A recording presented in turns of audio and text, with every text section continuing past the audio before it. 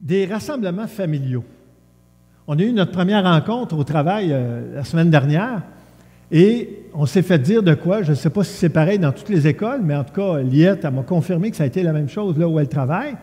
Et on s'est fait dire que, dorénavant, on va considérer les groupes scolaires comme des familles. Wow! Après 31 ans d'enseignement, c'est la première fois que j'entends ça. Ma classe, c'est une famille. C'est une famille dans le contexte de ce qu'on vit en ce moment. C'est à cause de ça qu'elle doit être considérée comme une famille. Ça veut dire qu'à l'école, bon, mettons, il y a 16 familles. Pourquoi? Parce que les règlements à l'intérieur d'une même famille sont différents des règlements entre les familles.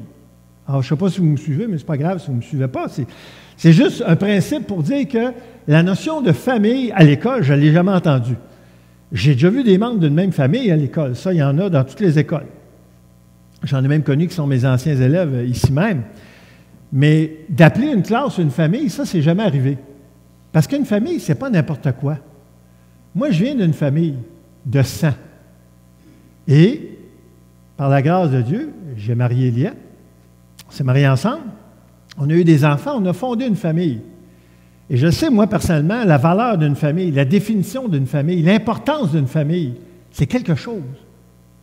Et c'est pour ça que quand j'ai reçu cette information-là la semaine dernière, que les classes allaient être considérées comme des familles, je me suis dit, aïe, aïe. Ouais, en tout cas, c'est bon, je vais le prendre. C'est un concept comme un autre, tu sais, puis c'est pas mauvais, c'est pas méchant. Je comprenais le pourquoi aussi, pour justement comprendre comment les rapports devaient être à l'intérieur et vis-à-vis l'extérieur de ces groupes-là. Puis, pour en venir au message, on va parler de famille aujourd'hui. On va parler de famille parce que ce concept-là, les uns les autres, c'est probablement un des concepts du Nouveau Testament qui se rapproche le plus du concept de la famille. Tout ce qui concerne les uns les autres dans le Nouveau Testament, parce que c'est vraiment quelque chose qui apparaît comme dans le Nouveau Testament, là, qui est vraiment très présent dans le Nouveau Testament. Alors, j'ai mis enseignement biblique, doctrine essentielle. Pourquoi? Parce que vous allez le voir, c'est très, très présent dans les Saintes Écritures. Les uns les autres, là, tu ne peux pas lire le Nouveau Testament quasiment sans tomber sur les uns les autres. Et si tu es chanceux, chanceuse, non, ça n'existe pas la chance, mais en tout cas, si tu es privilégié, tu vas le voir plus qu'une fois dans ta lecture. Hein, si tu lis, par exemple, un chapitre complet ou un livre complet, tu as des bonnes chances de tomber sur plusieurs les uns les autres. Mais pourquoi ça a été écrit dans le Nouveau Testament? Pourquoi le Saint-Esprit a inspiré ça? Parce qu'il savait, Dieu, par son Saint-Esprit, qu'on est une famille, qu'on a des liens entre nous. Et ces liens-là ont besoin d'être travaillés, d'être peaufinés. Je parlais justement avec un frère tout à l'heure. On réalisait à quel point les liens entre nous sont importants. Entretiens les liens autour de toi, tu vas avoir des relations harmonieuses avec le monde autour de toi. Entretiens pas les liens autour de toi, puis avant longtemps, tu vas te retrouver tout seul. Pourquoi? Parce que tu vas te comporter en sauvage. C'est facile de se comporter en sauvage. Oublie les uns les autres, là, et tous les concepts qui viennent avec ça. Puis c'est sûr que tes comportements, là, ils vont être vraiment difficiles pour les autres autour de toi.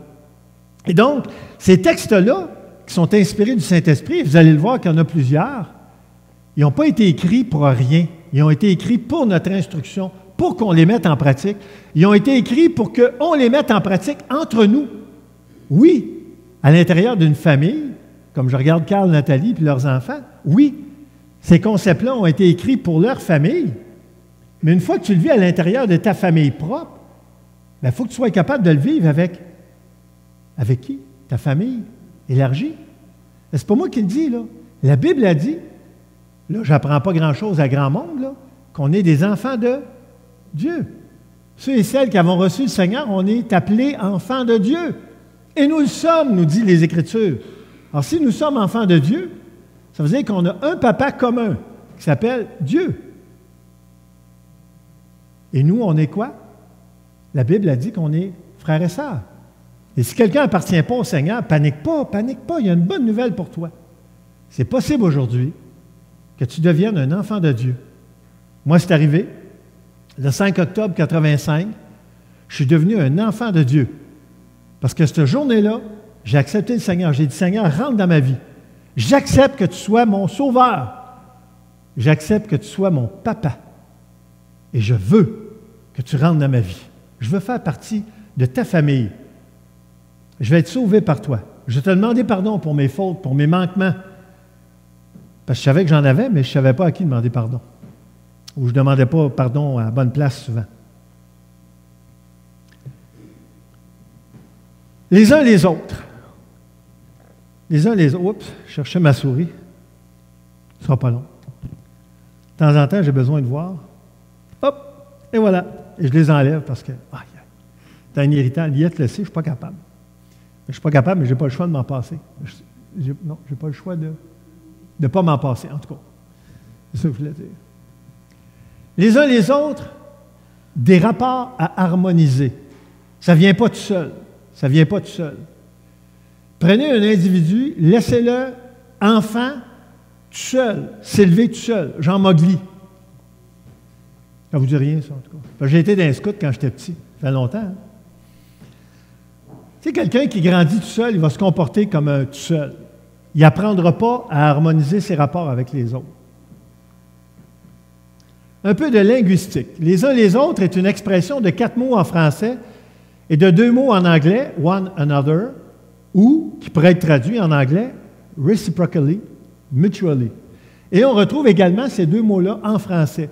C'est pour ça que des fois, dans un passage, vous ne verrez pas l'expression « les uns les autres », mais vous allez voir réciproquement ou mutuellement. Et donc, ça veut dire la même chose. En grec, ça c'est intéressant, c'est un seul mot qui désigne cette expression, all alone. All alone, c'est facile à retenir, hein? Ça fait penser un peu all alone, là, mais en tout cas, c'est vraiment pas ça, c'est all alone. Là. J'ai même écrit comment il devrait se prononcer. Demandez-moi pas, vous dire, c'est quoi que ça veut dire, les hiéroglyphes. Ce n'est pas des hiéroglyphes, ça, c'est l'Égypte, là, mais en tout cas, les symboles là, grecs, là, mais je sais que c'est comme ça que ça s'écrit. Mais je ne sais pas pourquoi c'est écrit comme ça, mais en tout cas, c'est ça. C'est l'alphabet grec. Intéressant. Intéressant qu'un concept aussi fondamental provienne d'un mot dans les Écritures. Un mot qu'on retrouve à plusieurs reprises. Que dit la Bible sur nos rapports avec les uns et les autres entre enfants de Dieu? Comment doit-on vivre la vie chrétienne concrètement au sein du peuple de Dieu? Les Saintes Écritures fournissent de nombreuses exhortations au sujet des rapports qu'on doit avoir ou ne pas avoir, parce que les uns et les autres, ce n'est pas juste du positif. De temps en temps, il y a des mises en garde également, c'est important de le savoir. Car par Christ, et là je vous cite Éphésiens 2, nous avons les uns et les autres accès auprès du Père dans un même esprit. Vous voyez, un premier verset, les uns et les autres. C'est par Jésus, on le sait que c'est le seul médiateur, le seul intermédiaire entre Dieu le Père et les humains. C'est Jésus la porte du ciel. Il n'y en a pas d'autre. Tes bonnes œuvres, oublie ça. Jésus est mort pour ça. Donc, c'est par Christ qu'on a accès les uns et les autres auprès du Père dans un même esprit. Intéressant, la trinité divine ici qu'on voit, le Père, le Fils et l'Esprit, dans un petit passage, quelques mots, et on voit déjà un concept fondamental des Écritures. En effet, Romains 12 nous dit, « Nous formons un seul corps en Christ et nous sommes tous membres les uns des autres. » Wow! Ça, c'est fondamental. Si vous n'aviez pas saisi le concept de la famille, ici, c'est assez clair. Nous formons un seul corps et nous sommes tous membres les uns des autres. Quelqu'un qui veut vivre la vie chrétienne tout seul, en se disant, bon, les chrétiens, de toute façon, ne sont pas parfaits. Ben, c'est ça, mais toi non plus en passant. Ah oui, peut-être, mais moi, regarde, je préfère être tout seul dans mon coin. Personne ne me dérange, puis. De tout. On en a déjà entendu. Mais les Écritures nous disent qu'on est tous membres les uns des autres. Et si on est membres les uns des autres, on aurait avantage à être avec les autres. Parce que si je suis membre les uns des autres, puis je me tiens tout seul de mon bord, puis je m'isole, bien, je me prive d'être beaucoup plus complet que lorsque je suis avec les autres. Mais il y a une chose, par exemple, c'est sûr que les rapports les uns avec les autres, ce n'est pas toujours facile.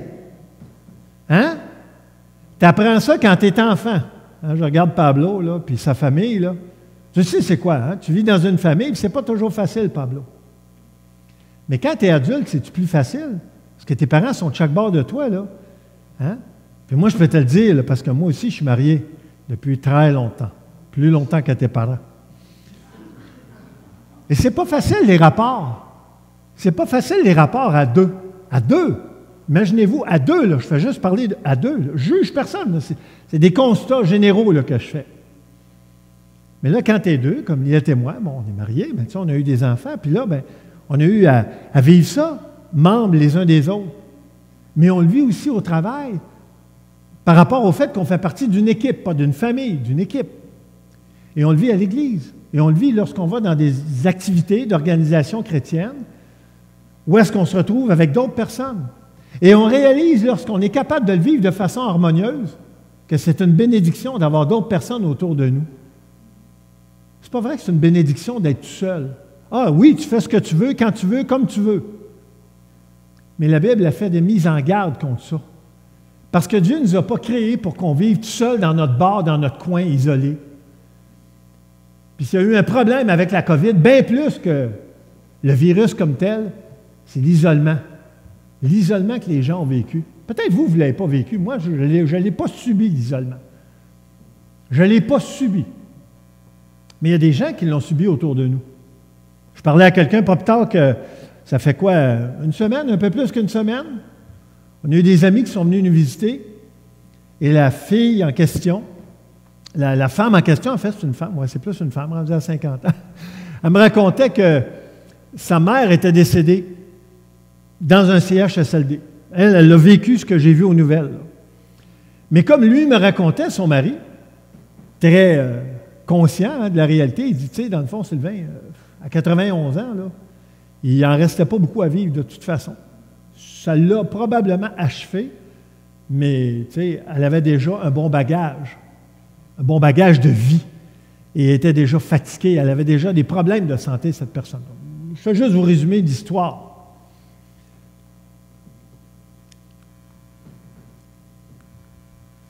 Comment cette expression s'applique à l'Église dans le Nouveau Testament? Bien, intéressant, c'est utilisé 100 fois dans 94 versets du Nouveau Testament, et 47 de ces versets sont des ordonnances de Jésus pour ses disciples, donc qu'on retrouve dans les évangiles synoptiques, donc Matthieu, Marc, Luc et Jean.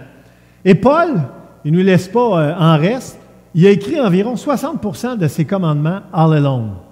Ça, c'est intéressant, ça, parce qu'on sait que la Bible est inspirée du Saint-Esprit. Mais quand tu réalises que l'apôtre Paul, qui n'a pas vécu en même temps que Jésus, là, il n'a pas été parmi ses disciples de son vivant, Jésus. Là. Il a rencontré Jésus après la résurrection de Jésus. Et pourtant, on voit que un grand, pour ne pas dire l'ensemble ou la totalité de ces passages-là, provient essentiellement de ces deux auteurs-là, inspirés du Saint-Esprit, Jésus et l'apôtre Paul. Le tiers de ces commandements, les uns les autres, concerne l'amour entre les croyants et croyantes au sein de l'Église, l'amour fraternel. Et ça, c'est important de le voir parce que, vous savez quoi? Si à chaque jour, on se posait juste la question, est-ce que je suis en train de vivre avec amour envers les gens autour de moi, ta vie là, serait tellement différente. Moi, je le sais, là, je vous dirais la grande majorité du temps, puis là, je vais parler de ma femme parce que c'est avec elle que je vis, hein? La grande majorité du temps, lorsqu'on a des conflits, ça origine d'un manque d'amour, la grande majorité du temps.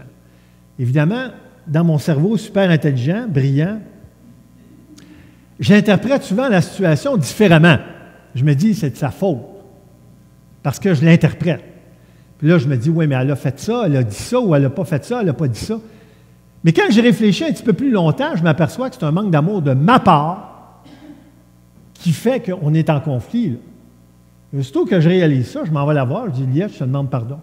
Oui, elle a peut-être fait de quoi que moi je trouve innocent, que je trouve pas correct, mais tout le monde en fait. Tout le monde. Ça nous arrive tous de dire une niaiserie. Alors je vais vers elle, puis je dis, Liette, je te demande pardon. Puis je ne suis pas obligé d'y demander, oui, mais toi aussi, faut que tu me demandes pardon, là. Toi aussi, là, t'as fait de quoi, là? Non, j'ai pas besoin, voyons donc. Si elle a le Saint-Esprit en elle, si elle est sensible à la voix du Seigneur, elle va le voir à un moment donné qu'elle aussi, elle a dit de quoi? J'attends encore.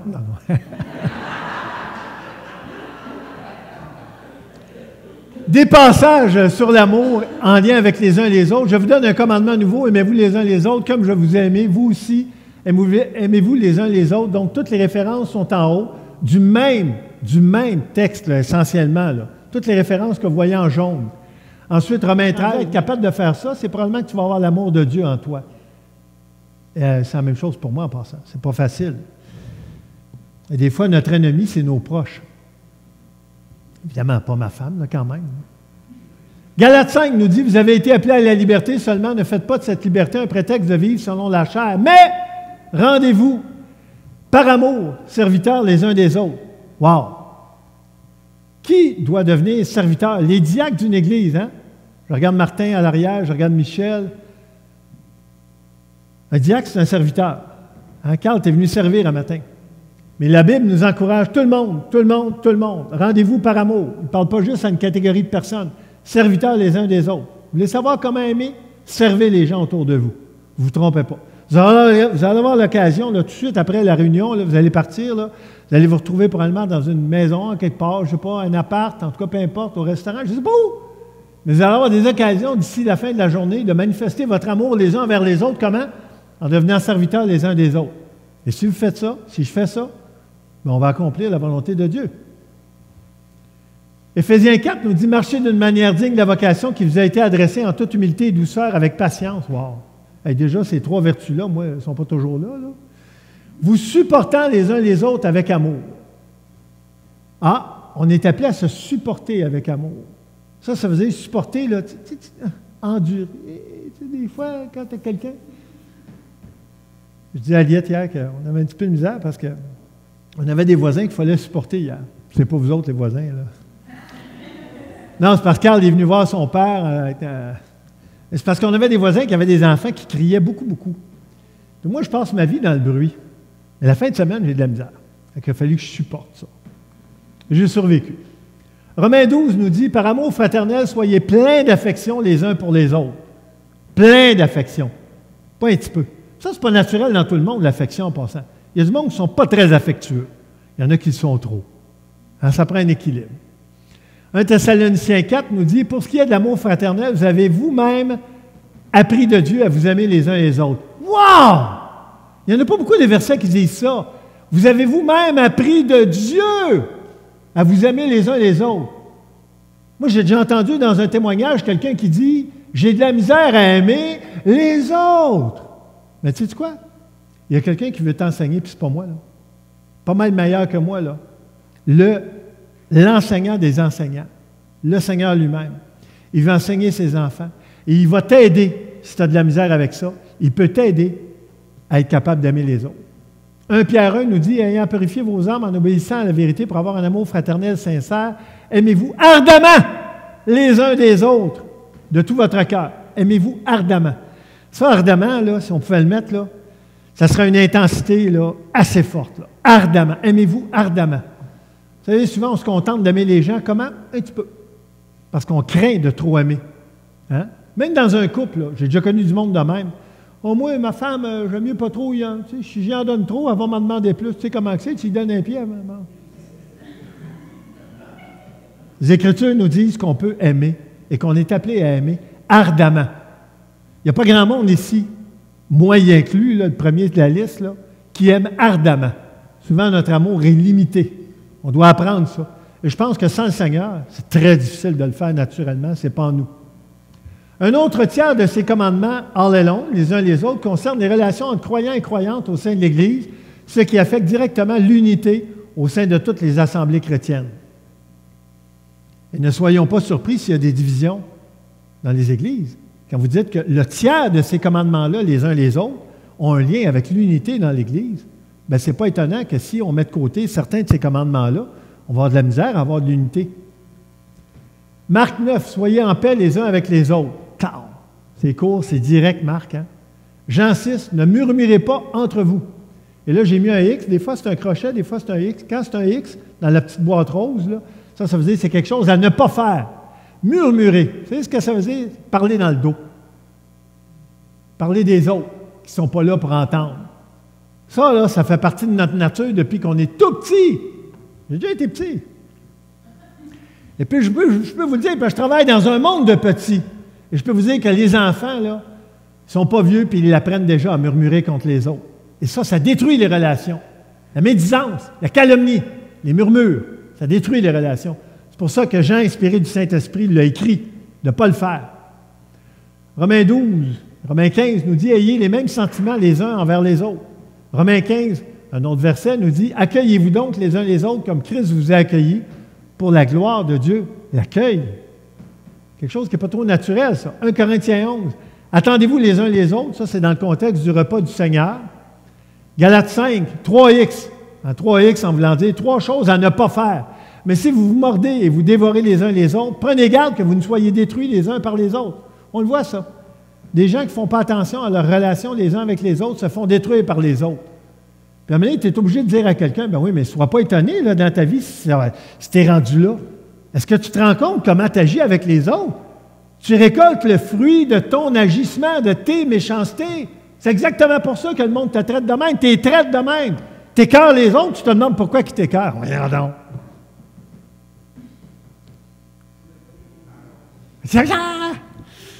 Ne cherchons pas une vaine gloire, encore là, 2 négatifs, en nous provoquant les uns les autres, en nous portant en vie les uns aux autres. La provocation.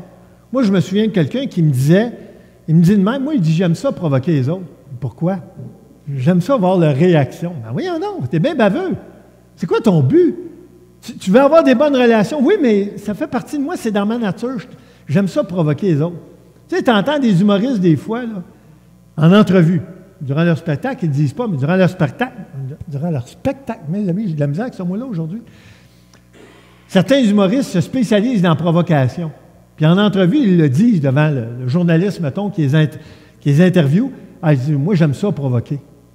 Après ça, tu apprends qu'ils se font poursuivre, mettons, par quelqu'un qui ont provoqué, justement.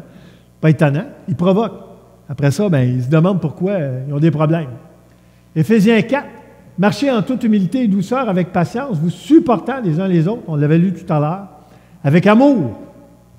L'amour est présent souvent, même dans un texte qui parle d'unité. Éphésiens 4 encore nous dit, soyez bons les uns envers les autres, compatissants, vous pardonnant réciproquement comme Dieu vous a pardonné en Christ. En fait, les Écritures vont loin et nous disent que si tu ne pardonnes pas aux autres, le Seigneur ne va pas nous pardonner.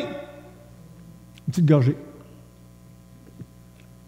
Pas du café. Pas besoin du café pour récipiter.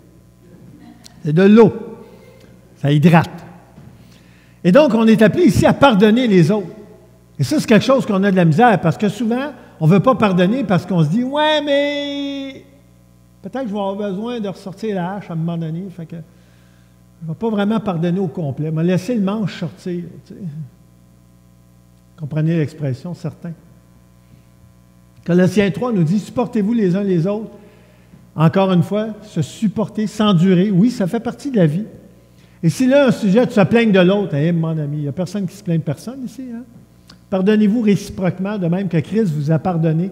Pardonnez-vous aussi. On voit la raison pourquoi on doit se pardonner réciproquement. Et le réciproquement, là, ça n'est un all along, ça, mais qui est traduit réciproquement au lieu de les uns les autres. Mais c'est ça que ça veut dire. 1 Thessaloniciens 5, prenez garde que personne ne rende à autrui le mal pour le mal, qui est tout à fait naturel. Il m'a plié ses pieds, j'y pile ses pieds. Il m'a écœuré, je l'écœure. Ça, c'est naturel, ça. Quand tu fais ça, là, tu es normal, moi aussi. Mais si je suis capable d'aimer quelqu'un qui m'écœure, là, je suis rendu fils de mon Papa céleste. Parce que je vais au-delà du naturel en moi. Hein? Wow! Mais recherchez... Non. Tao! Mais recherchez toujours le bien, soit entre vous, soit envers tous. Recherchez toujours le bien. On le cherche quand ça fait notre affaire des fois. Jacques 4, ne parlez point mal les uns des autres.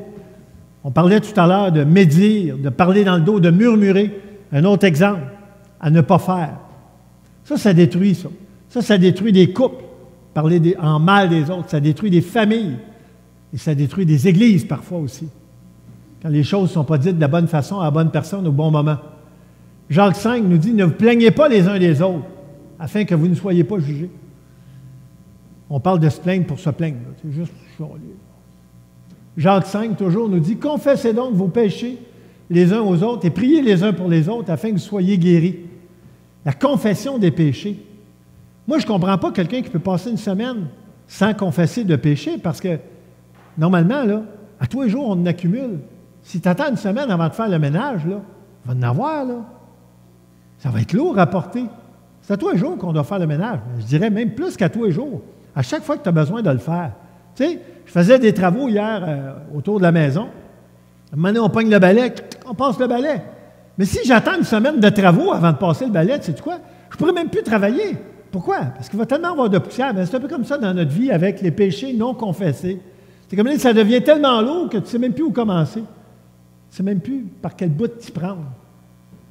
Environ 15 de ces versets exhortent à adopter une attitude d'humilité envers les croyants et croyantes.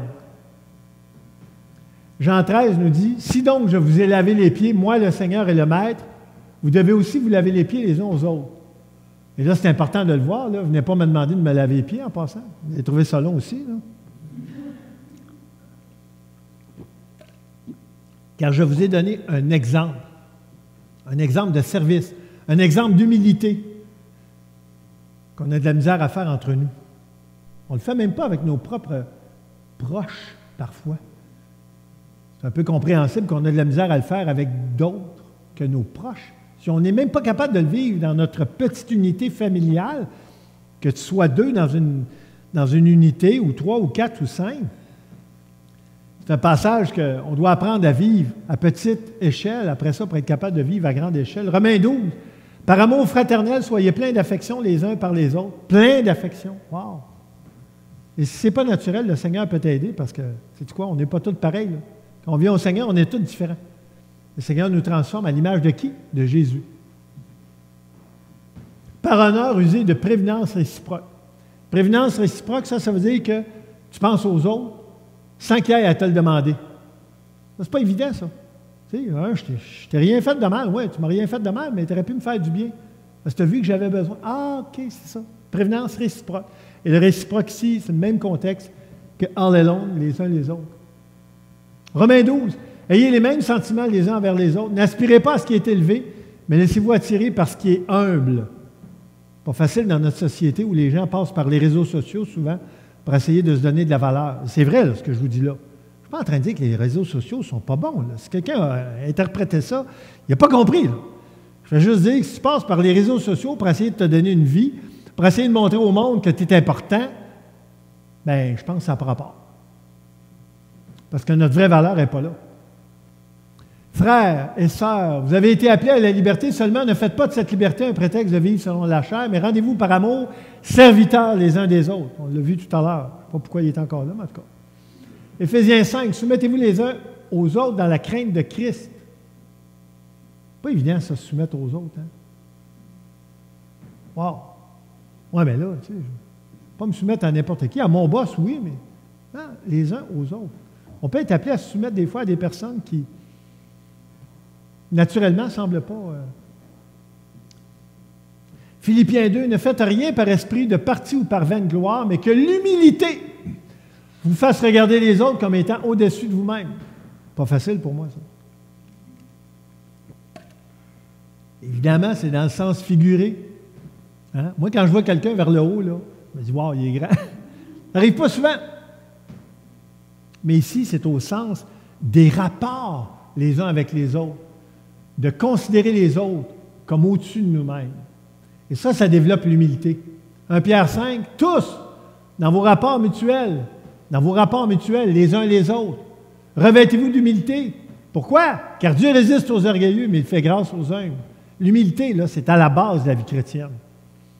Et Jésus l'a dit, « Je ne suis pas venu au milieu de vous hein, pour être servi, mais pour servir et donner ma vie en rançon. » C'est quelque chose, ça.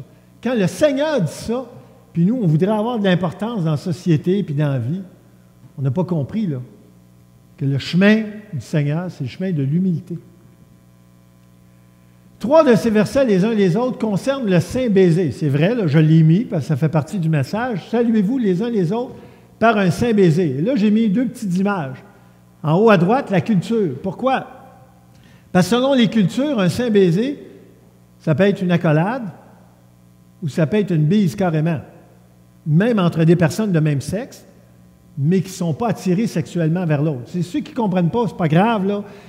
C'est pas facile à comprendre, ça, lorsqu'on regarde juste ce qui se passe au Saguenay. Mais pour avoir voyagé dans des pays étrangers, d'avoir voyagé outre-mer, j'ai vu des comportements à certains endroits qui ne faisaient pas partie de ma culture. Mais au lieu de les juger, bien, j'ai compris qu'il y a des personnes qui ont des attitudes culturelles, ils ont des habitudes culturelles différentes. Donc, ce n'est pas étonnant dans les Écritures qui n'ont pas été écrits au Québec, ils n'ont pas été écrits au Saguenay, ils n'ont pas été écrits au Canada, les Écritures, là. Et d'où ça vient, la culture était très différente de ce qu'elle est ici en ce moment. Et donc, ce n'est pas étonnant que c'était écrit « Saluez-vous les uns les autres par un saint baiser ». Puis le verset s'adressait à tous les lecteurs, là, hommes comme femmes, là. Alors, ce que j'ai écrit, il est important de se saluer les uns les autres, peu importe la façon de le faire. Oui, notre réalité est différente. Et puis, ça change quoi? L'important, c'est l'intention. Si tu as une bonne intention de saluer quelqu'un, peu importe comment tu le fais. Vous savez que j'ai souvent vu des personnes donner des poignées de main à du monde, des poignées de main chaleureuses, là, alors que je savais que derrière ici, là, il y avait des très mauvaises intentions. C'était juste du paraître que la personne faisait. Je me souviens d'avoir vu des politiciens même, quelqu'un qui donne une poignée de main à un autre politicien, puis pendant qu'il donne la poignée de main, il se réveille pour parler à quelqu'un d'autre. Wow! L'authenticité ne vient pas de la poignée de main, elle vient de ton attitude du cœur. Pas besoin de donner la main à quelqu'un pour être sincère avec cette personne-là quand je la salue. Je peux la saluer à distance, puis je vais avoir autant de sincérité, sinon plus, qu'une accolade. C'est l'attitude du cœur qu'il faut regarder. Et voici les autres versets les uns les autres. Romains 14, « Ne nous jugeons donc plus les uns les autres, mais pensez plutôt à ne rien faire qui soit pour votre frère une pierre d'achoppement ou une occasion de chute. » Évidemment, le contexte du jugement a toujours besoin d'être mis en lumière, parce que si on prend d'une façon absolue un verset comme ça, on va se dire, OK, donc, n'importe qui fait n'importe quoi autour de nous, puis on laisse faire parce qu'on ne veut pas juger. Non, c'est pas vrai. Il y a des choses qui ne peuvent pas être tolérées. Et il y a un temps pour juger, puis un temps pour ne pas juger. Et dans ce contexte-là, évidemment, c'était de ne pas juger sur on va dire, des comportements accessoires, des attitudes accessoires. Galatis nous dit, portez les fardeaux les uns des autres et vous accomplirez ainsi la loi de Christ, à laquelle je vous disais tout à l'heure. Je vous parlais de la simplicité des Écritures. Il y en a qui disent, hey, c'est compliqué la Bible, un gros livre, plein de commandements. Oui, mais regarde, porte les fardeaux les uns des autres, tu vas accomplir la loi de Christ. Ah oui? Oui. Mais attention, il faut définir, c'est quoi que ça veut dire porter les fardeaux les uns des autres? Ça veut dire quand tu vois quelqu'un autour de toi qui a des besoins, au lieu de passer à côté puis de l'ignorer, mais tu es capable d'être proactif puis d'aller vers cette personne-là. Je peux-tu t'aider? Ce n'est pas mon domaine de compétence, mais je vois que tu as un besoin, je peux-tu t'aider? Hein, parce qu'il y en a qui répondent toujours, « Ah, mais ce n'est pas ma compétence. » Il y a besoin d'aide, mais ce n'est pas ma compétence. Facile à justifier, finalement. 1 Thessaloniciens 5, « Exhortez-vous réciproquement, donc les uns les autres, et édifiez-vous les uns les autres, comme en réalité vous le faites. » Alors, l'apôtre Paul qui parlait aux Thessaloniciens constate qu'il le faisait. Éphésiens 4, « Renoncez aux mensonges. » Ça, c'est l'aspect négatif, hein, du les uns les autres. « Renoncez aux mensonges. » Et que chacun de vous parle selon la vérité à son prochain, car nous sommes membres les uns des autres. Quand tu mens à quelqu'un, là, ultimement, tu te mens à toi-même. Ça va te revenir. Et ça va me revenir. C'est pareil. Colossiens 3, ne mentez pas les uns aux autres, vous étant dépouillés du vieil homme et de ses œuvres. Le mensonge est subtil souvent. Hein? On joue avec des demi-vérités. Ah, je n'ai pas dit un mensonge. Oui, mais c'est une demi-vérité. Hébreux 10, veillons les uns sur les autres pour nous exciter à l'amour et aux bonnes œuvres. C'est proactif, la vie chrétienne, la famille, les rapports entre nous. Veillez les uns sur les autres. 1 Pierre 4, exercez l'hospitalité les uns envers les autres sans murmure. Colossiens 3, que la parole de Christ demeure en vous dans toute sa richesse, instruisez-vous et exhortez-vous les uns les autres en toute sagesse. Comment? On l'a fait tout à l'heure. Merci André-Philippe pour votre équipe. On l'a fait, on s'est exhorté tantôt, on s'est instruit par des psaumes, par des hymnes et par des cantiques spirituels. C'est ça qu'on a fait, André-Philippe, tout à l'heure. C'est pas chanter, on a fait plus que ça. Ce verset-là nous le montre, qu'on est allé bien au-delà du chant. Tout à l'heure, chantant Dieu dans votre cœur en vertu de la grâce. 1 Corinthiens 7, ne vous privez pas l'un de l'autre, si ce n'est d'un commun accord pour un temps afin de vaquer à la prière. Ça, c'est dans le contexte du couple marié. Et ici, un passage intéressant et riche sur la résurrection, donc qui a rapport avec la consolation. Le verset 18 nous dit dans 1 Thessaloniciens 4, « Consolez-vous donc les uns les autres par ces paroles. Et je me souviens d'avoir consolé ma mère qui venait de perdre mon père. Quand mon père est décédé, j'étais jeune croyant. Le premier passage qui m'est venu en tête, c'est ça. Je suis allé le partager à ma mère qui avait commencé à lire les Écritures et elle a tout de suite, Liette s'en souvient, elle a tout de suite été consolée. Et ma mère, c'était une personne qui était très, très sensible, mais qui n'avait pas l'air. Et quand je lui ai lu ce passage-là, ça l'a vraiment réconforté. La parole de Dieu doit être vécue. Ça, là, si c'est ici le dimanche matin, puis le reste du temps, là, bam! Je la range, là, puis je ne la ressors pas là, pendant toute la semaine. Là. Je passe des occasions vraiment solides de m'enrichir. Ça, c'est un bon exemple, ça. Face à la mort, il y a une consolation. Et ça dit au verset 16 et 17, qui précède le verset 18, « Car le Seigneur lui-même, a un signal donné à la voix d'un archange au son de la trompette de Dieu, descendra du ciel. » Et ça s'en vient, ça. Et les morts en Christ ressusciteront premièrement. Ensuite, nous les vivants. Ça, c'était ce que Paul pensait, évidemment, parce qu'on sait que ce n'est pas comme ça que ça s'est passé. Ensuite, nous les vivants qui seront restés, nous serons tous ensemble enlevés avec eux sur des nuées à la rencontre du Seigneur dans les airs, et ainsi nous serons toujours avec le Seigneur. Wow! Quelle espérance d'être pour toujours avec le Seigneur. Petite réflexion, nous avons pu constater que 3 thèmes ressortent particulièrement des passages les uns les autres, l'amour, l'unité, l'humilité. Si on les répartit, ça donne une pizza à 4 pointes. L'amour, l'unité, environ le tiers, l'humilité, un peu moins, et les autres sujets. Mais on voit qu'essentiellement, les rapports les uns les autres tournent autour de ces 3 thèmes-là, de ces 3 sujets-là. Si vous avez à retenir quelque chose un matin, 3 mots, l'amour, l'unité, l'humilité, dans vos rapports les uns avec les autres. Réflexion, ces 3 caractéristiques définissaient bien le caractère du Seigneur Jésus lors de sa première venue. Notre Sauveur qui est doux et humble de cœur, nous dit Matthieu 11, 29, est notre modèle ultime d'amour inconditionnel. Et cet amour agapé que nous devons avoir les uns envers les autres est un puissant témoignage de notre unité dans ce monde. C'est aussi lui, Jésus, qui nous a laissé ce magnifique passage à Allelonde, au cube, j'ai mis un 3 à côté d'Allelonde. Et c'est Jésus qui nous dit dans Jean 13, « Aimez-vous les uns les autres, comme je vous ai aimé, vous aussi, aimez-vous les uns les autres. » C'est spécial qu'il répète, hein? Non. Pourquoi il répète? Mais ça doit être que c'est important. À ceci, tous connaîtront que vous êtes mes disciples, si vous avez quoi? De l'amour les uns pour les autres. 3 fois, il répète dans la même phrase. Ça doit être important les uns les autres, hein? Fait que, tu sais, la vie chrétienne, la vie tout seul, isolée dans son coin, là, ça n'existe pas, ça. Ça n'existe pas, ça. Si tu n'as pas le choix, tu n'as pas le choix. Mais si tu le fais par choix, ça ne tient pas la route. Pratiquer ces nombreux versets semble assez exigeant, pour ne pas dire pénible à prime abord. C'est pourquoi on doit sans cesse nous rappeler que c'est par la foi que se vit la vie chrétienne. 1 Jean 5 nous dit « Les commandements de Dieu ne sont pas pénibles, car tout ce qui est né de Dieu triomphe du monde, et la victoire qui triomphe du monde, c'est notre foi. » Et je termine avec ceci. Les précieuses paroles de notre Sauveur et Maître, Jésus notre Seigneur, qui a dit dans Jean 15, « Je suis le cep », autrement dit le tronc, vous êtes les sarments, autrement dit les branches. Je vous le dis parce que c'est quand j'ai lu la Bible que j'ai appris ce que ça voulait dire, cep, sarment, je ne savais pas avant. Donc, je suis le tronc, vous êtes les branches. Hein? Celui qui demeure en moi et en qui je demeure porte beaucoup de fruits. Coupe une branche, elle va mourir, la branche. Pour avoir de la vie, elle doit rester attachée au tronc. Car sans moi, vous ne pouvez rien faire. C'est ça la vie chrétienne.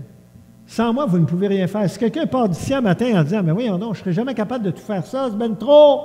L'amour, l'unité, l'humilité, c'est pas en moi, c'est pas naturel, je ne suis pas capable, c'est trop, Seigneur, ta parole, c'est trop dur. » Parce que la vie chrétienne, elle ne se vit pas tout seul. Le Saint-Esprit dans le cœur du croyant.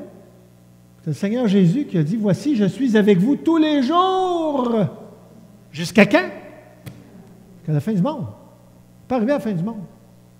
C'est rassurant de savoir qu'il est avec nous et que sans lui, on ne peut rien faire, mais avec lui, on peut tout faire. Prions.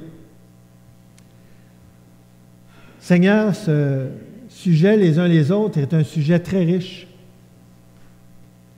Un sujet parfois qui nous dépasse parce qu'on se dit « Wow, il y a tellement d'exhortations, de commandements autour de ce sujet. Comment arriver à tout vivre ça? » Mais par nos propres forces, on n'y arrive pas, Seigneur. On ne peut pas y arriver. On n'est pas capable. C'est seulement avec toi, par ton Saint-Esprit en nous, qu'on peut y arriver. Seigneur, aide-nous. J'ai beaucoup parlé du concept de la famille. Ce n'est pas facile de vivre en famille, mais avec toi, on est capable de le vivre et de bien le vivre. Parce que c'est toi qui l'as créé, ce concept-là. C'est toi qui nous as créés. Et tu ne nous demandes jamais quelque chose de trop dur à faire. Alors, Seigneur, rends-nous capables de mettre en pratique ta parole, car c'est en Jésus qu'on te le demande. Amen.